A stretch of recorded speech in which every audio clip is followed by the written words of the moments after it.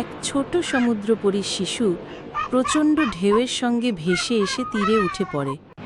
শিশুটি তার মায়ের কথা ভেবে হাহাকার করে কাঁদছিল। ঠিক তখনই 10 দিন ধরে না খাওয়া এক জেলে শিশুটিকে দেখতে পেয়ে ধরে ফেলে। জেলে শিশুটিকে বাড়ি নিয়ে যায়। ছোট্টটি খুবই নিরীহ ছিল, কিন্তু জেলে ভয়ানক ক্ষুধার কষ্টে পীড়িত। সে শিশুটিকে খাওয়ার কথা ভাবে।